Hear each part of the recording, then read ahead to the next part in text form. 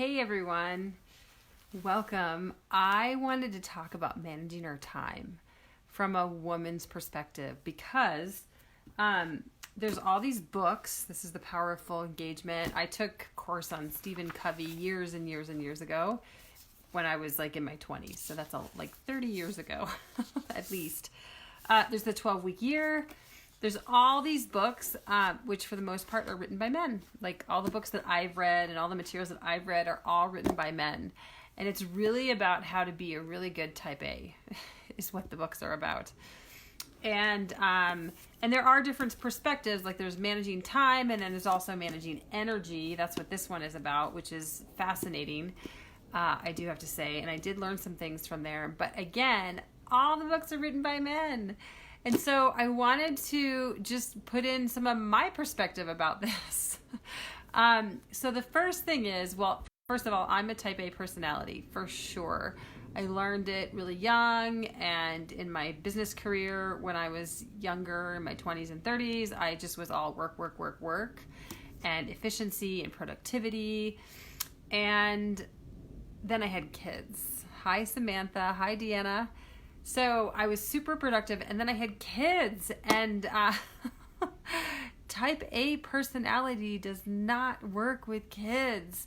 The skills that you learn in entrepreneurship or business, hi Brenda, are absolutely not the same skills you need to raise kids. They're completely opposite in many ways.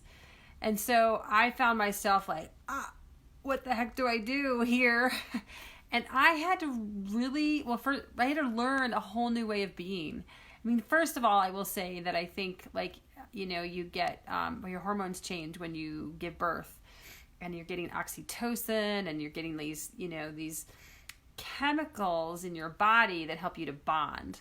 And that doesn't work for all women. Because I work with parents, I'm a parenting consultant, and it doesn't work with all women. But I will say when I had kids, my heart broke open. Like it completely broke open. And I wanted nothing more than to love my children with all my heart. And I realized really early on that, oh my God, I don't have the skills to do that well. And I had some skills for sure. I'm a very loving, kind person, but there's, what do you do when you have a defiant child and all that kind of stuff. So I actually became a parenting consultant. And then I got a master's in social work because I've got to figure this out kind of person. So, but back to time management. And so with kids, you have to learn, a few skills in terms of living in the moment and letting everyone play, because play is the way they learn, right? And so learning how to play with trucks and play with your kids and just be spontaneous and allow yourself to get distracted and allow yourself to just enjoy the beauty and the fun that your child is having. That is a skill, and not everyone has it. And so I needed to, I learned that pretty well. But I had this this duality inside of me of I can't figure this out. And so where I really kind of landed with all this is that for women, in terms of time management, it's really much more about fluidity, about our ability to be fluid and realize, in the moment, what needs to happen here. Do I need to be more strategic? Do I need to, if you're talking about small kids, do I need to corral my kids and get us going out to the doctor or doing whatever? Or do I just need to be? Do I just need to be? Hi, Sherry. Hi, Amudu. So this fluidity, I think, is so important for women to learn. And I see that too with my kids are now teenagers. And I can get caught up in work mode. But with teens, when they need you, they need you. And if you're not there, in that moment, they might reject you. And so there's this, this fluidity that also needs to happen of I still get distracted by my kids. They're 13 and 16. And those distractions happen, and it's okay. And I don't really want to call it a distraction. It's just that they have needs. And I want to be there, and I can't be there for all their needs, obviously. But it's learning how to be fluid in terms of, when do I be productive? When do I allow distractions to happen in my day? In that, like, do I need the next hour to focus on catching up with emails and whatever? I also work out of my home, so I've got everything in the same space. So that, back to that fluidity of what needs to happen. So Samantha, I try to be organized and cook during the day, early morning, etc. when my son is hungry. So often we have healthy meals. That's awesome. That's really great, so that you have the healthy meals when he's hungry. That's amazing that you get to be able to do that. I love feeding my kids healthy meals. And it's a struggle when, like, I'm working in my parenting practice or my online business. I still have a lot going on.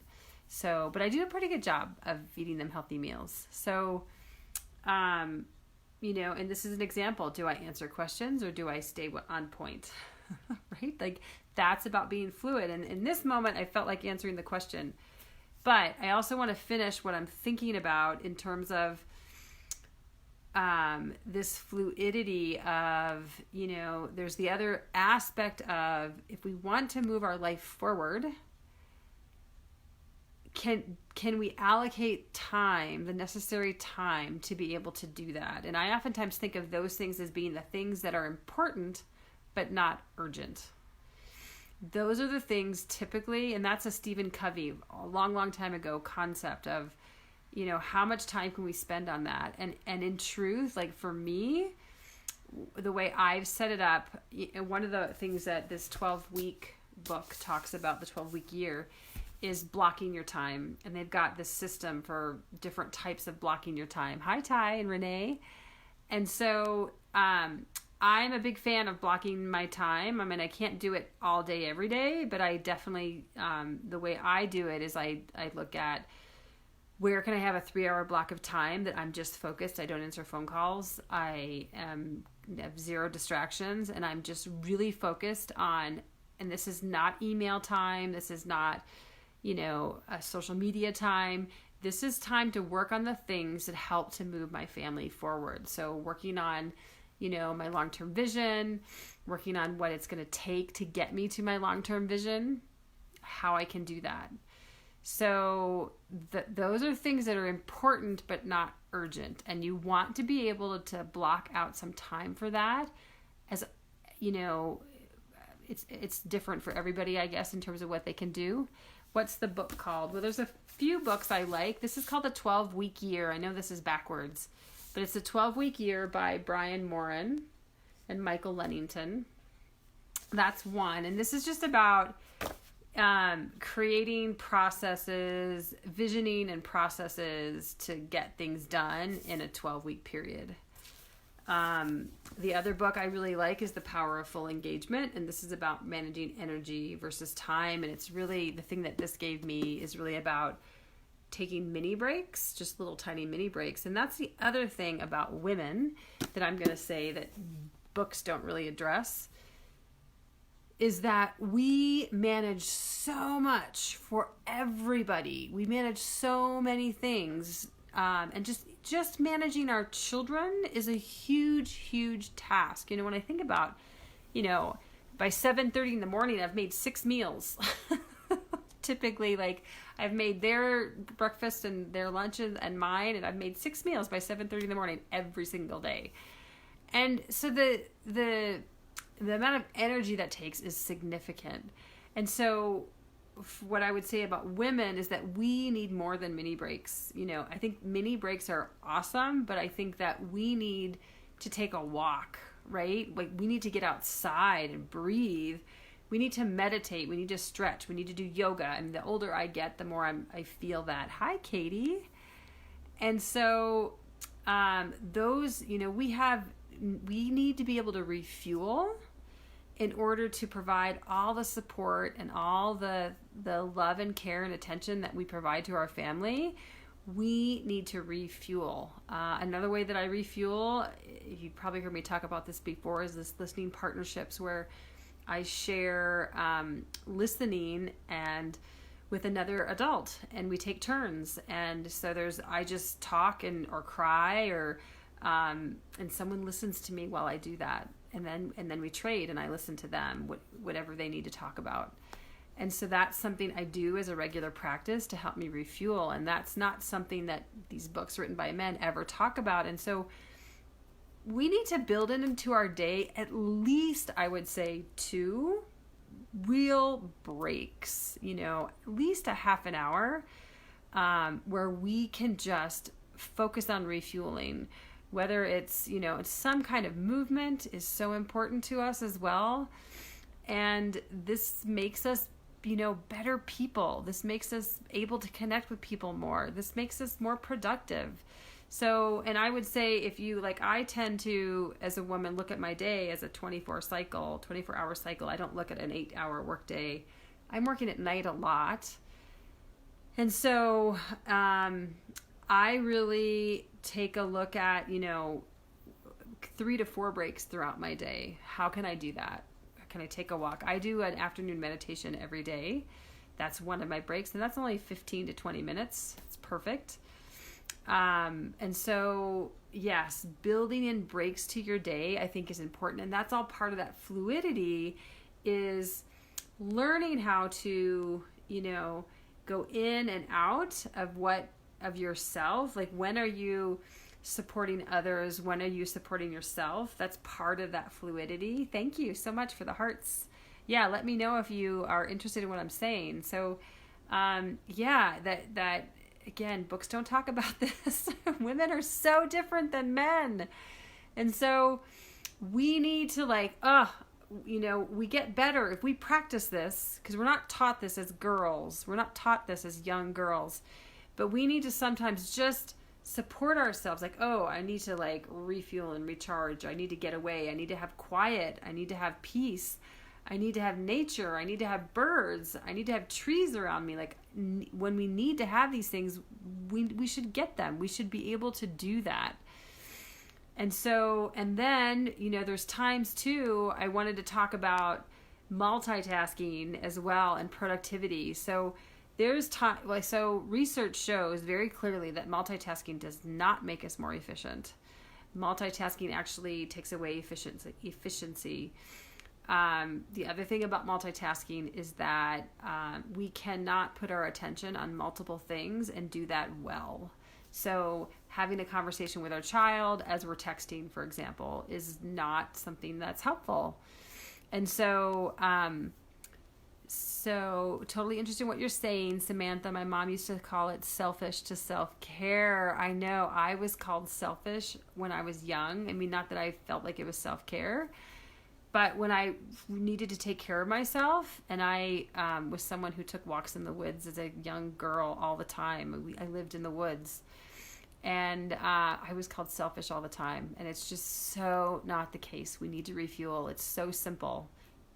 I need to refuel. I provide so much every single day. I just need to refuel. And, teaching, that's part of our time management, is teaching the people around us that the job that we do is so incredibly important. It's so valuable that I need to take care of myself. I need to refuel. I need to take care of myself. I need to do things for myself, because the job I do is so important. And that's what I tell my kids. And I think we need to express those things, whether it's to a partner or a spouse, and we need to listen to them in terms of what they need as well. So, back to multitasking though, is that, all this research shows, and the attention that we give to multitasking really dissipates. So that being said, as a woman, and this idea around fluidity, is that we need to just recognize that we're not super efficient when we multitask. So multitasking all day long is not a skill that we would want to acquire.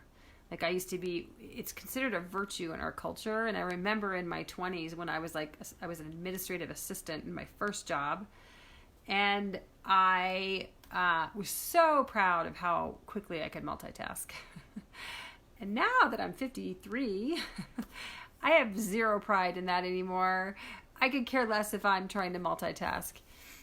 And at the same time, when I'm making breakfast and lunch for my kids, and I'm getting them up for the school day, and I'm making my bed, and I'm making a smoothie for myself, and I'm making sure I'm hydrated and I'm taking all my vitamins and I'm giving my kids their vitamins. Like, there's massive multitasking that happens every morning.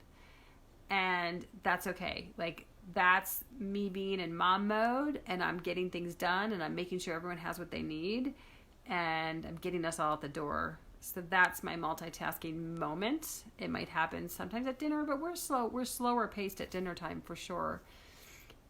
And at other times during the day, I am very clear on one thing at a time. You know, okay, I'm working on this project, done, next. All right, I'm working on this project, done, next. And I do one thing at a time.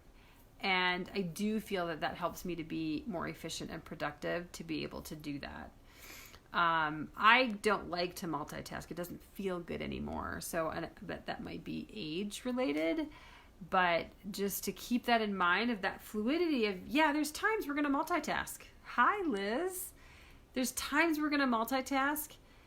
And then there's times when that absolutely doesn't make sense and we know it's not valuable. And the other thing is, like, when I'm with my kids, I'm hyper aware of me trying to get things done and if they're trying to talk to me. Because if they're trying to talk to me, as hard as it can be sometimes, I stop what I'm doing and I listen to my kids, because whenever I can't do it all the time, obviously, but when I can, I really try hard to do that because it supports their development, because we know that the brain develops in relationship with caring adults. And I also know that I want to continue to support that relationship and growing and having a good relationship while they're teenagers. And so my kids talk to me all the time. And we have short periods of time together in the evenings. It's short, when we're more relaxed and we're hanging out more so. So when they're all of a sudden telling me a story or telling me something that's going on, or they want to talk about their, volleyball team or horse club or something, I'm going to listen, and I'm not going to multitask. And then when they're done, they go into the room, I might start multitasking again, where I'm cooking and I'm washing dishes and I'm preparing something for tomorrow. And so that's that fluidity that we get to have as women that we're so good at as well. And so that ties into the productivity piece of it as well. And I just think that as women, the only thing that gets, this idea around measurement, and I've talked about this before, is that we value the things that are measured and produced and weighed and can have, a score to them. And as women, we do so many things that cannot be measured, like writing a little note into our children's lunchbox or something like that, or like just all the things that we do, lunchbox done, what kind of value is that? Like, it's a huge value, but in our society or culture doesn't that's not work. It's not paid. And because the work of motherhood is not paid, the work of motherhood has zero benefits, right? The work of motherhood doesn't have health insurance or support in that way. And so the value of it isn't acknowledged or recognized by society. And I just want to cut that out, because motherhood is the most important job that we could ever have. And when you look at productivity, you can't just look at the measures that measure results and output, and oftentimes too, our office work or our work gets tied in with personal stuff. It just does, because we're just dynamic human beings. And so anyway, I just wanted to address, I don't want to go on and on about this, but I wanted to address that issue of productivity, is that we as women are much more productive than the numbers show, than the results show, because we do so much more and we give so much of our heart. And so we need to have different acknowledgement and different ways of showing the kindness that we do, like when I walk outside and I go outside and I see my neighbor who's, 86 years old, and she doesn't take her garbage out, but she leaves it outside her door, I go and grab it and I take her garbage for her. There is zero productivity measure for that. But that's just something I do without even thinking. And so we need to recognize and acknowledge each other. And that's one thing that I've been doing, that I do in my online business, and that we do a lot, is we cheer each other on for the tiny, small successes that we have. We celebrate. That's how we think of it. We celebrate all the little things that we do. And, whether it's I read a chapter in a book or all these little things that might be happening, we celebrate those things because we're human beings. And when we're making progress, that should be celebrated. It should absolutely be celebrated. So I'm going to wrap things up here, but just looking at time, there's so much to look at, and women get to be fluid, and we get to weave in and out of some of these concepts that have been created for men, and some of them work for us, but we can't just live in those. And like this 12-week year is an amazing book, and I mean it's just really documenting and your week and how and condensing it into 12 weeks. Hi, Denise. And so, and I lost my train of thought. So the 12-week work year condenses things, but it doesn't mean we have to stay in that framework. That we get to weave in and out of it because we are such dynamic beings, and we do more than any book could ever demonstrate that we do. I just want to acknowledge that for women, that we're how dynamic we are and amazing we are in all the things that we do that don't get documented, that don't get recognized, that don't get acknowledged. Like, way to go, Mom. Way to go, women, for all that you do. So I'm wrapping it up there, and thank you so much for coming. I love your comments. Please give me your feedback. Tell me, some parts that you liked or didn't like or missed that I might have missed. And I will connect with you soon. So thank you so much for being here. All right. Have a beautiful, amazing day. Bye.